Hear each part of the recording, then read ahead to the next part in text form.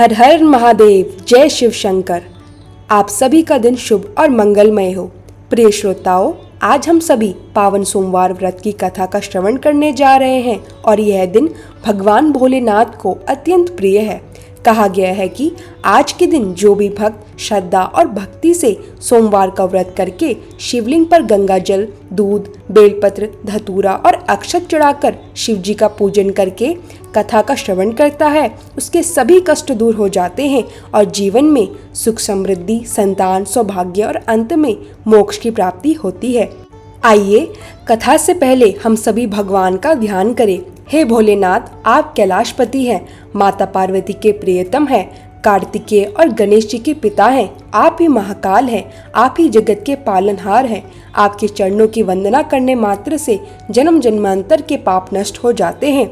हे देवादिदेव महादेव, इस पावन सोमवार व्रत में हम संपूर्ण मन, वाणी और कर्म से आपका ध्यान कर रहे हैं। हम सभी पर अपनी कृपा दृष्टि बनाए रखें, हमारे जीवन से अज्ञान, अहंकार और पाप का नाश करें और हमें धर्म, अर्थ, काम और मोक्ष चारों पुरुषार्थों की सिद्धि प्रदान करें। ओम नमः शिवाय। एक बार किसी नगर में एक साहूकार था। उसके घर में धन की कोई कमी नहीं थी, लेकिन कोई संतान ना होने के कारण वह बड़ा दुखी था। संतान प्राप्ति के लिए वह हर सोमवार का व्रत रखता था और पूरी श्रद्धा के साथ शिव मंदिर जाकर भगवान शिव और माता पार्वती की पूजा किया करता था।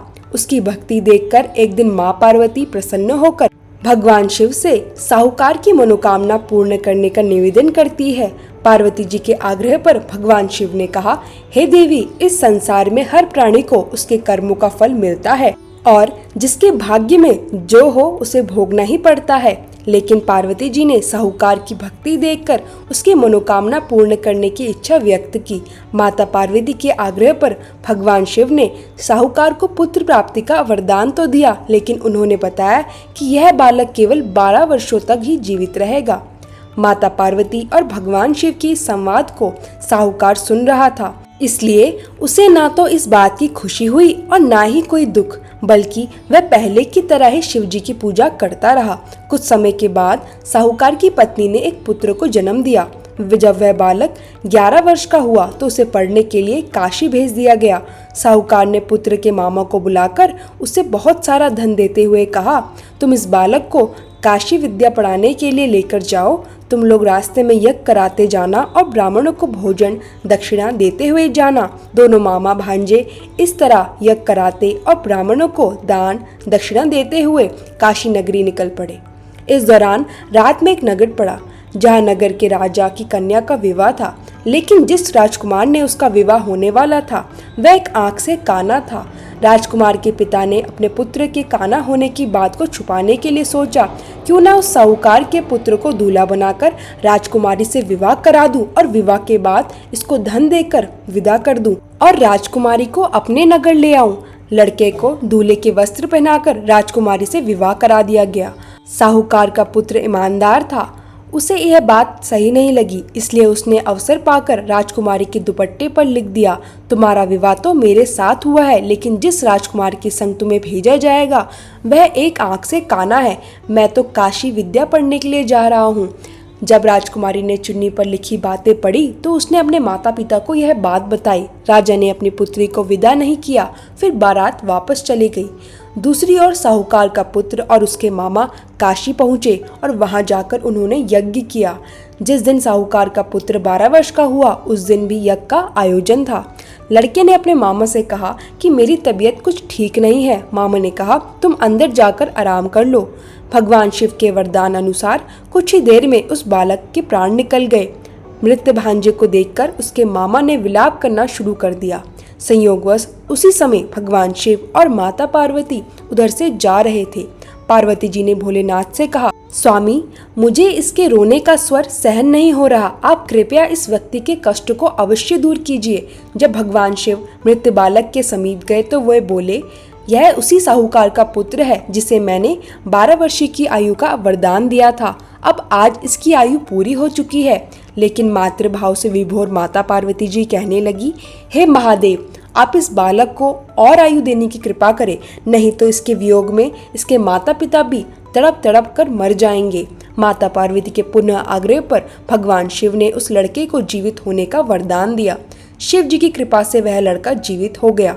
शिक्षा पूरी करके लड़का मामा के साथ अपने नगर की ओर वापस चल पड़ा। दोनों चलते हुए उसी नगर में पहुंचे जहां उसका विवाह हुआ था। उस नगर में भी उन्होंने यज्ञ का आयोजन किया। उस लड़के के ससुर ने उसे पहचान लिया और महल में ले जाकर उसकी खूब आओभगत की और अपनी पुत्री को धूमधाम से विदा कर दिया। इधर साहूकार और उसकी पत्नी भूखे प्यासे रहकर अपने बेटे की प्रतीक्षा कर रहे थे। उन्होंने प्रण रखा था कि अगर उन्हें अपने बेटे की मृत्यु का समाचार मिला तो वे भी प्राण त्याग देंगे, परंतु अपने बेटे की जीवित होने का समाचार पाकर वे बेहद प्रसन्न हुए। उसी रात भगवान शिव ने साहूकार के स्वप्न में आकर कहा, हे श्रेष्ठी, मैंने तेरे सोमवार के व्रत करने और व्रत कथा सुनने से प्रसन्न होकर तेरे पुत्र को लंबी आयु प्रदान की है। इसी प्रकार जो कोई सोमवार व्रत करता है या कथा सुनता और पढ़ता है उसके सभी दुख दूर होते हैं और सभी मनोकामनाएं पूर्ण होती हैं। सभी प्रेम से बोलिए, भोले शंकर भगवान की जय, माता पार्वती की जय। प्रिय श्रोताओं, अब आपको अपने कर्म और अपने भगवान पर अटूट विश्वास रखने वाली एक बहुत ही सुंदर कहानी सुनाते हैं। एक बार की बात है, देवताओं के राजा देवराज इंद्र ने किसानों से किसी कारण से नाराज होकर 12 वर्षों तक वर्षा ना करने का निर्णय लिया। उन्होंने किसानों से कहा, अब आप लोग 12 वर्षों तक फसल नहीं उगा सकेंगे। सारे किसान परेशान और व्याकुल होकर इंद्रदेव से वर्षा करवाने की प्रार्थना करने लगे। इंद्र ने कहा, यदि भगवान शंकर अपना डमरू बजा देंगे तो वर्षा हो सकती है। किसानों ने भगवान शिव से प्रार्थना की, परंतु भोलेनाथ ने कहा, डमरू तो बजेगा लेकिन अभी नहीं, 12 वर्षों बाद। सभी किसान निराश हो गए और उन्होंने सोचा कि जब तक वर्षा नहीं होगी तब तक खेती ही ना करें। लेकिन उनमें से एक किसान ऐसा भी था जिसने खेत में काम करना नहीं छोड़ा। वह रोज हल चलाता, बीज बोता और खेत की देखभाल करता।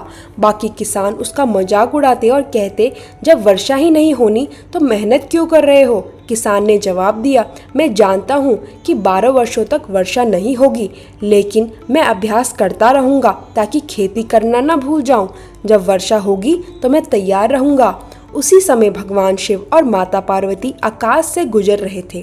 पार्वती जी ने कहा, प्रभु, यह किसान अभ्यास कर रहा है ताकि मेहनत करना ना भूले, और आप 12 वर्षों तक डमरू नहीं बजाएंगे तो कहीं आप भी बजाना ना भूल जाएं। भगवान शिव ने यह सुनकर अपना डमरू उठाया और बजा दिया। अचानक काली घटाएं छा गई और जोरदार बारिश शुरू हो गई। जिस किसान ने मेहनत जारी रखी थी उसके खेत में भरपूर फसल उगाई। बाकी किसान खाली हाथ रह गए। इस कहानी से हमें यह शिक्षा मिलती है कि कठिनाई चाहे कितनी भी हो, हमें मेहनत और विश्वास बनाए रखना चाहिए।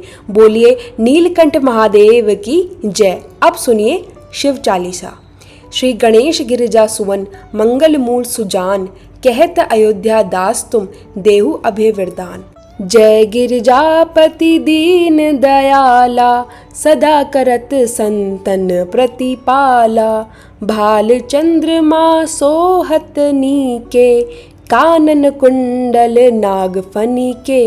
अंग गौर शिर गंग बहाए, मुंड माल तन शार लगाए। वस्त्र खाल बागंबर सोहे, छवि को देखी नाग मन मोहे। मैना मातु की हवे दुलारी, बाम अंगे सोहत छवि न्यारी। कर त्रिशूल सोहित छवि भारी, करत सदा शत्रुवन क्षयकारी। नंदी गणेश सोहित कैसे, सागर मध्यम कमल है जैसे। कार्तिक श्याम और गणनाऊं, या छवि को कहित जात ना काऊं। देवन जब ही जाय पुकारा, तब ही दुख प्रभु आप निवारा। किया उपद्रव तारक भारी, देवन सब मिली तुम ही जुहारी। तुरंत षडानन आप पढ़ायो, लवन मेष मह मारी गिरायो। आप जलंधर असुर संहारा, सुयस तुम्हार विदित संसारा। त्रिपुरासुर सन युद्ध मचाई, सभी कृपा कर लीन बचाई। किया तपी भागीरथ भारी, पुरब प्रतिज्ञा तासु पुरारी। दानिन महे तुम सम को नाही, सेवक स्तुति करत संदाही। वेद नाम महिमा तव गाई, अखत अनादि भेद नहीं पाई। प्रकटी उदधि मंथन में ज्वाला, जरत सुरासुर भय विहाला। किन्हीं दया तह करी सहाई, नीलकंठ तब नाम कहाई। पूजन रामचंद्र जब कीन्हा, जीत के लंक विभीषण दीना। सहस कमल में हो रहे धारी, किन्ह परीक्षा तभी पुरारी। एक कमल प्रभु राखे जोई, कमल नयन पूजन चह सोई। कठिन भक्ति देखी प्रभु शंकर, भय प्रसन्न दिए इच्छित वर। जय जय जय अनंत अविनाशी, करत कृपा सबके घटवासी। दुष्ट शकल नित मोहि सतावे, भ्रमत रहो मोहि चैन ना आवे। त्राहि त्राहि में नाथ पुकारे, यो ही अवसर मोहि आन उबारे। ले त्रिशूल शत्रुवन को मारे, संकट से मोहि आन उबारो। मात पिता भ्राता सब होई, संकट में पूछत नहीं कोई। स्वामी एक है आस तुम्हारी, आय हरूहु मम संकट भारी। धन निर्धन को देत सदाही, जो कोई जांचे सो फल पाही। स्तुति के ही विधि करे तुम्हारी, क्षमहु नाथ अब चूक हमारी। शंकर हो संकट के नाशन, मंगल कारण विघ्न विनाशन। योगी यति मुनि ध्यान लगावे, शारद नारद शीश नवावे। नमो नमो जय नमः शिवाय, सुर ब्रह्मादिक पार न पाय। जो यह पाठ करे मन लाई, ताभर होत है शंभु सहाई। त्रिणिया जो कोई हो अधिकारी, पाठ करे सो पावन हारी। पुत्रहीन कर इच्छा जोई, निश्चय शिव प्रसाद ते ही होई। पंडित त्रयोदशी को लावे, ध्यान पूर्वक होम करावे। त्रयोदशी व्रत करे हमेशा, ताके तन नहीं रहे कलेशा। धूप दीप नेघ चढ़ावे, शंकर सम्मुख पाठ सुनावे। जन्म जन्म के पाप नसावे, अंत धाम शिवपुर में पावे। कहे अयोध्या दास आस तुम्हारी, जानी सकल दुख हरऊ हमारी। नित नेम कर प्रातः ही पाठ करो चालीसा, तुम मेरी मनोकामना पूर्ण करो जगदीश। मगसर छठी हेमंत ऋतु, संवत 64 जान। स्तुति चालीसा शिव ही, पूर्ण किनी कल्याण। अब आइए गाते हैं शिव जी की आरती। जय शिव ओमकारा, प्रभु हर शिव ओमकारा। ब्रह्मा विष्णु सदा शिव, ब्रह्मा विष्णु सदा शिव। अर्धांगी धारा, ओम जय शिव ओंकारा। एकानन चतुरानन, पंचानन राजे। स्वामी पंचानन राजे। हंसासन गरुड़ासन, हंसासन गरुड़ासन। वृषवाहन साजे, ओम जय शिव ओमकार। दो भुज चार चतुर्भुज, 10 भुज अति सोहे। स्वामी 10 भुज अति सोहे। तीनों रूप निरखता, तीनों रूप निरखता। त्रिभुवन जन मोहे, ओम जय शिव ओमकारा। अक्षमाला वनमाला मुंडमाला धारी ओ स्वामी मुंडमाला धारी। त्रिपुरारी कंसारी त्रिपुरारी कंसारी करमाला धारी। ओम जय शिव ओंकारा श्वेतांबर पीतांबर बागंबर अंगे ओ भोले बागंबर अंगे। सनकादिक ब्रह्मादिक सनकादिक ब्रह्मादिक भूतादिक संगे। ओम जय शिव ओंकारा। कर के मध्य कमंडल चक्र त्रिशूलधारी ओ स्वामी चक्र त्रिशूलधारी। जग हरता जग करता जग हरता जग करता जग पालनकारी। ओम जय शिव ओंकारा।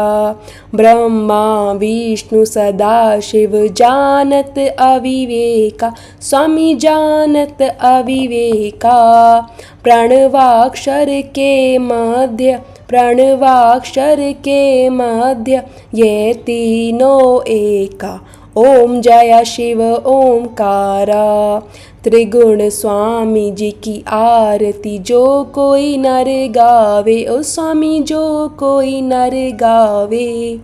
कहत शिवानंद स्वामी कहत शिवानंद स्वामी मनवांछित फल पावे। ओम जय शिव ओंकारा।